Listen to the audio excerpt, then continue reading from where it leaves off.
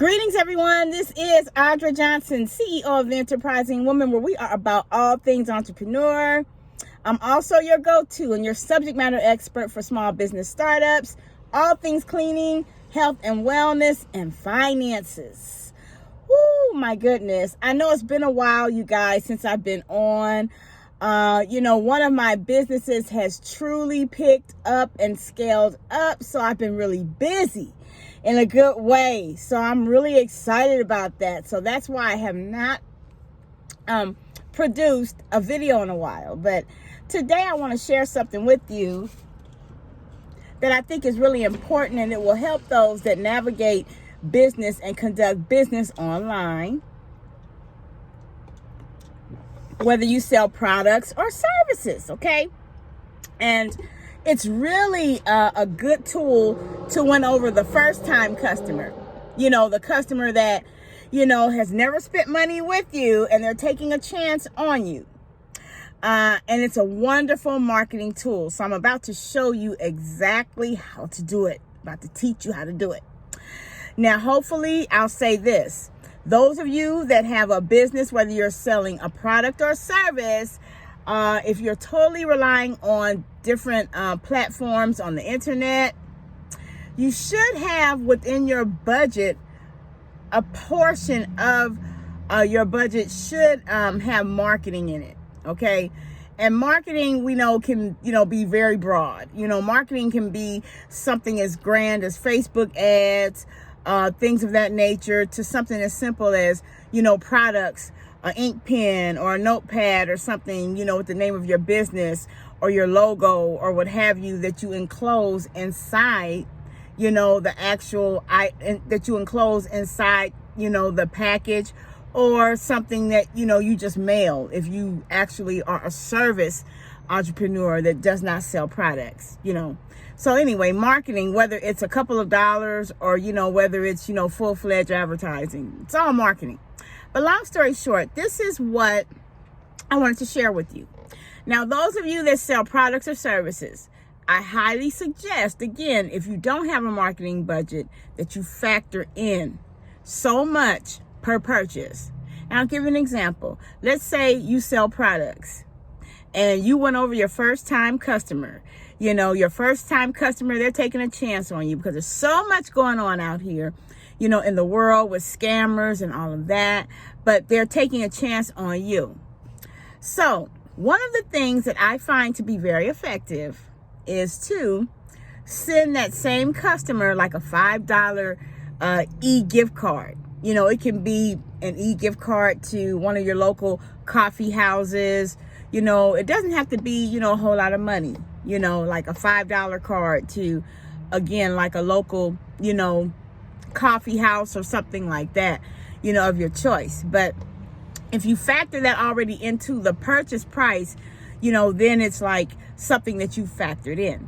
But it's important that you get that e-card to your customer, in a timely fashion. It may not, be the same day or whatever, but you want to get that to them. And I'm going to tell you what that does. That gives the customer a sense of security because, again, even when people spend good money on you, there's always this honeymoon period where, they're wondering, am I going to get my stuff? Is this person true? Are they real? Or then even in between the interim of them spending money with you, they can have a conversation with somebody, water cooler talk. And, here comes a bunch of negativity from someone that's had a bad experience. I could just give you a full gamut of just different examples of what can happen. But long story short, those things. So if you do that immediately or within a reasonable time frame, it will give that customer a sense of comfort. And then it can also give them, let's say, an initiative toward referring you before they even get their product or service from you. Now, a lot of people, most of them do feel like, let me, get, my product, or let me experience my service from you beforehand before I refer you, because we're in a world now where, again, there's so much going on. And so, you know, people don't want to refer people and they don't have anything to say. They don't have anything specific as far as sharing their experience. So long story short, that's a real winner. It's a real winner, you guys. So I want to really suggest that to you. Just factor in an extra $5 in your purchase price. And when people shop and they spend and they purchase your goods and services, you're going to send that back to them. It's a thank you. It's whatever you want to call it. Those things are wonderful winners and they leave lasting impressions, okay?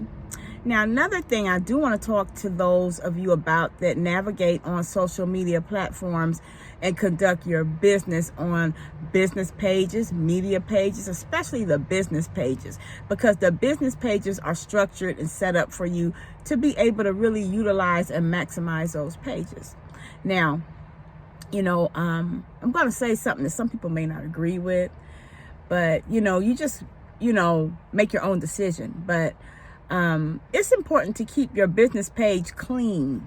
And what I mean by clean, not just clean in terms of, you know, what you post or what other people, you know, share or say or comment on, because it could be a group page too, you know, whatever it is. But for your business. Now, a lot of people don't know this, but when you have a whole lot of people on your business page, if there's not a lot of activity, it brings down the algorithm on the social media platform. So what it does, you know, if you have thousands of people on your business page or your group page, and if there's not much engagement, it brings the algorithm down. And so if it brings the algorithm down, that means that, you know, your particular business page is not being pushed out there as much by the algorithm. Okay. Now, someone can share your business page or something like that, or you can do little things like try to seek out, you know, people that have a higher platform that give you an opportunity to share your, you know, business page or website. But it does lower the algorithm movement. So, you know, it's kind of like imagine a weight or a lid on top of your business page. So what I believe that everyone should do that navigates and conducts business on their business page, you know, they should consider cleaning it out.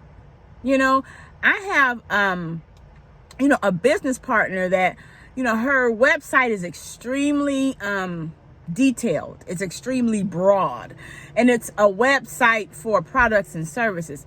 And so those that use her website and go and purchase from her, you know, they somewhat subscribe. They have to have an invitation code in order to even get access. Okay. And so she goes through her website, like, or she has her webmaster do it. I'm sure she doesn't do it, but, you know, every so many months she has her webmaster go through there. And if there's like dead weight on there, and dead weight can be anything from, you know, people that are just sitting on the page to people that, you know, don't shop. She has them all deleted. And another way to really kind of make it, you know, I guess a process of elimination really quickly is to just change the invitation code. So she updates her website regularly. And then every few months, she creates a new invitation code, because she says she's not going to have all these people on her page in her social media traffic that aren't engaging or they're not purchasing. So, you know, that's something to think about. And again, you know, to each their own, because, you know, the beauty of being an entrepreneur is you can run your business the way you like. So I'm going to share an example that I got, because to me, it made sense to me personally. It makes sense to me. So again, let's say every so many months you do a clean out. Most people will give a forewarning notice, though. They'll post, you know, in the page, and they'll let the people know that, you know, a lack of engagement brings down the algorithm and that you're going to be doing a cleanup soon. So I want you to think of it like this. Excuse me. Because I know some people probably are thinking, man, that's messed up. You know, it's just a business page, you know, why not leave all the people on there? You know, the more the merrier. Not necessarily so. Not necessarily so. But I'm going to give you an example. Imagine yourself going into your local department store. When you walk in that department store, you're taking up residence space, correct? Space. While you're in there, you're taking up a small space in that store. So while you're in there, you're shopping, you're looking, you're doing all of that. And you buy something or you don't buy something. But either way, when you're done in that store, you leave. And you leave and you're no longer taking up space in that store. You're no longer taking up space in that brick and mortar business. So, it's somewhat the same or similar, I'll say, on social media business pages. When people come into your business page, they come, they browse, they shop, they look. And some purchase and some don't. And those that don't are those that just sit there and they're just there to be there, because there are people that do that. I call those, business page squatters. They'll just be there. And guess what? They're taking up space. But when I go again, giving you the example again, when I go to my local department store, I go in, while I'm in there, I'm taking up space. But when I'm done and I leave, I'm not taking up space in there anymore. So it's something to think about.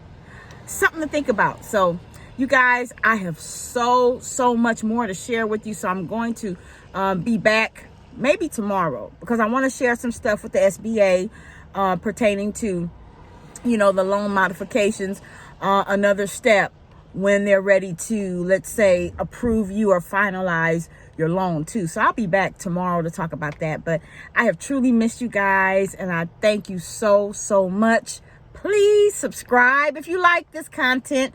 Feel free to email me, send me any information that you think you would like, me to talk about. Because again, I'm a business grad. I've got a couple of degrees, HR, business, and I just love what I do. But nevertheless, you guys have a wonderful day, afternoon, or evening, and I'll talk to you later.